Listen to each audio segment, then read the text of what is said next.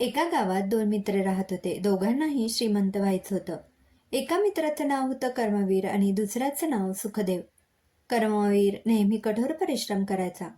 तो रोज सकाळी लवकर उठायचा, शेतात जायचा आणि घामाघूम होईपर्यंत काम करायचा. सुखदेव मात्र काम करण्यापेक्षा नशिबावर जास्त विश्वास ठेवायचा. तो दिवसभर झाडाखाली बसायचा आणि नशिबाने काहीतरी चांगलं घडेल याची वाट बघायचा. एके दिवशी गावात एक साधू आले. कर्मवीर आणि सुखदेव दोघेही त्यांच्याकडे गेले.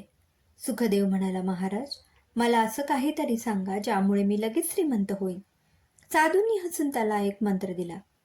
रोज सकाळी उठून नशीब माझे सोन्याचे असं बोलत राहा. नशीब नक्की बदलेल. सुखदेव खूप आनंदी झाला. तो रोज सकाळी उठून तो मंत्र म्हणायचा, पण काम मात्र काही करायचं नाही. कर्मवीरने साधूंना विचारलं, महाराज, मलाही श्रीमंत व्हायचं आहे. मला काय करायला हवं? साधूंनी त्याला कोणताच मंत्र दिला नाही. ते म्हणाले, तू जे करतोयस ते करत राहा. तुझ्या कर्मावर विश्वास ठेव. कर्मवीरने साधूंचा आशीर्वाद घेतला आणि तो पुन्हा आपल्या कामात मग्न झाला. अनेक वर्ष उलटली.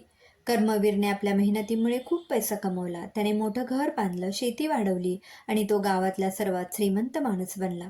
सुखदेव मात्र अजूनही तेच मंत्र म्हणत होता आणि गरीबच राहिला. शेवटी त्याला कळलं की नुसत्या नशिबावर विश्वास ठेवून काहीही होत नाही. कर्मवीरच्या यशाचं खरं रहस्य त्याचं कठोर परिश्रम आणि कर्म होतं. शिकवण, नुसत्या नशिबाची वाट बघण्यापेक्षा आपल्या कर्मावर आणि मेहनतीवर विश्वास ठेवा. धन्यवाद.